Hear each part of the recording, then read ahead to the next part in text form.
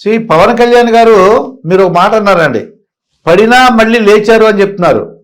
Yeah ఇది తరతరాలుగా, అంటే నాకు తెలిసినంత వరకు పిల్లలు కానీ ఏదైనా అవమానం కానీ ఇబ్బంది వచ్చినప్పుడు మళ్ళీ మనం గెలవగలం అనే దాంట్లో అంటే ఒక పవన్ కళ్యాణ్ గారిని గ్యాప్ పెట్టుకొచ్చండి. యా తప్పకుండా. తప్పకుండా. అంటే ఇది ఒక్కటని కాదు ఆయనకి.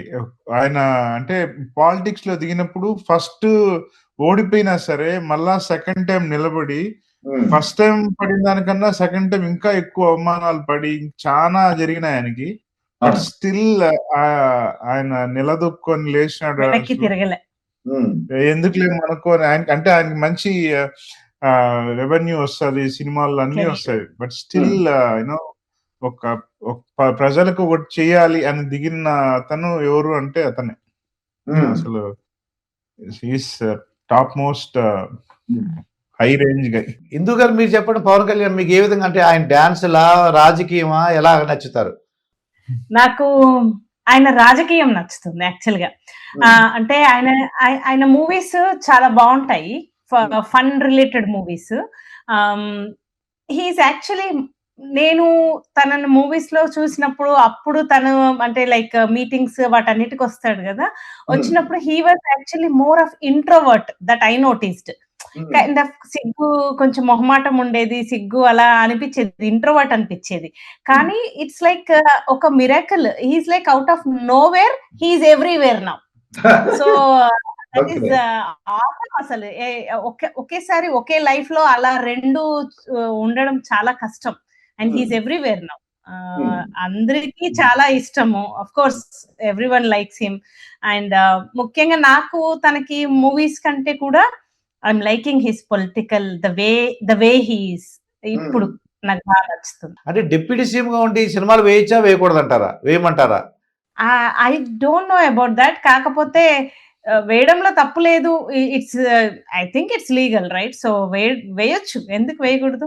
యా ఆయన సినిమాలు ప్రజెంట్ వచ్చే మూవీస్ అన్నిట్లో ఒక మెసేజ్ ఉంటది అనమాట ప్రజల కోసం అని.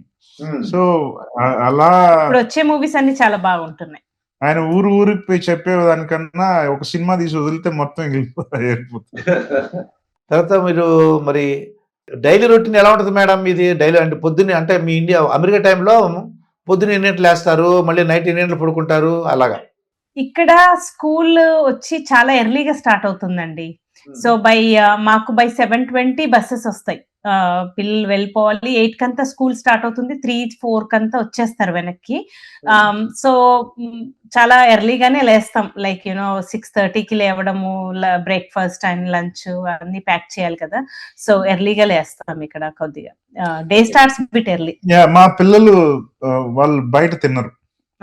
సో ఎవ్రీడే మేము కుక్ చేసుకోవాలి. ఎవ్రీడే కుక్ చేసి పెట్టిందే తీసుకోపోతారు. సో దాని వల్ల కంపల్సరీ మార్నింగ్ లేవడం, ప్యాక్ చేయడం అవన్నీ ఉంటది కాబట్టి తప్పదు. అదే మార్నింగ్ 6:30-6కి లేసారు కూడా పోనీ, ఆ తర్వాత అంటే ఆ పిల్లల్ని స్కూల్ పంపించిన తర్వాత మేడం ఆ తర్వాత నాకు నా మీటింగ్స్ స్టార్ట్ అవుతుంది 8:30 కంతా. I have to host meetings అన్నమాట. సో నాకు 8:30కి జాబ్ స్టార్ట్ అయిపోతుంది and that will go till 6:30 in the evening. So నాకు మధ్యలో ఐ టేక్ బ్రేక్. పిల్లలు లంచ్ వస్తారు కదా, అప్పుడు బ్రేక్ తీసుకొని వాళ్ళకి లంచ్ అది పెట్టి మళ్ళీ I go back to my meetings. నాది సేమ్ అంతే ఆల్మోస్ట్. నాది మార్నింగ్ లేచి నేను కొద్దిగా లేట్ గా లేస్తాను. మార్నింగ్ లేచి జిమ్ పోయి, జిమ్ నుంచి వచ్చి నాకు 9:30కి స్టార్ట్ అవుతుంది ఆఫీస్. సో మధ్యలో వచ్చి 1కి అట్లా వంట చేసి ఫ్రెష్ గా తినేసి మళ్ళా వర్క్ 5:30కి అయిపోతుంది. ఇంకా 5:30కి తను చూసుకుంటారు. నాది అయిపోయాక నేను జిమ్, మళ్ళీ వచ్చి డిన్నర్, రీల్, ఇది మా లైఫ్. మాకు 24 hours ఒక్కోసారి అనిపిస్తుంది ఒక 32 hours పెట్టుంటే బాగుండేమో, ఒక రోజులో కొద్దిగా ఎక్స్ట్రా టైం అయినా ఉంటుంది అని. 32 hours అప్పుడు ఏమవుతుందంటే నాకు తెలిసినంత వరకు మనం 32 hours కూడా వర్క్ చేయడానికి రెడీ అవుతుంది. మన ఇండియన్స్ అయితే 32 hours కూడా వర్క్ చేయడానికి రెడీగా ఉంటారండి వాళ్ళు, మన ఇండియన్స్ ఎస్పెషల్లీ. అదే వాళ్ళలో ఉన్న గొప్పతనం అదే అండి. తర్వాత శ్రీధర్ గారు, మా ఫ్రెండ్ శేషన్ ఒక అతను అడగమన్నాడండి, ఎవరన్నా ఇండియన్స్కి అక్కడ ఉద్యోగానికి వచ్చిన వాళ్ళకి ఏమైనా హెల్ప్ చేయగలరా? మిమ్మల్ని ఏమైనా గైడ్ వాళ్ళకి ఏమైనా గైడెన్స్ ఇవ్వగలరా? గైడెన్స్ అంటే ఇక్కడ డైరెక్ట్ గా గైడెన్స్ ఇవ్వగలుగుతాము. గైడెన్స్ ఇవ్వగలుగుతాం కానీ డైరెక్ట్ గా ఎవరు జాబ్ లోకి అంటే H1B అప్లై చేసుకుని ఇక్కడ రావడం అట్లా ఉంటది అనమాట. ప్రజెంట్ ఉండే సిచ్యువేషన్ లో అయితే నేను అస్సలు అంటే it's like in nobody's hands, rules అలా ఉన్నాయి.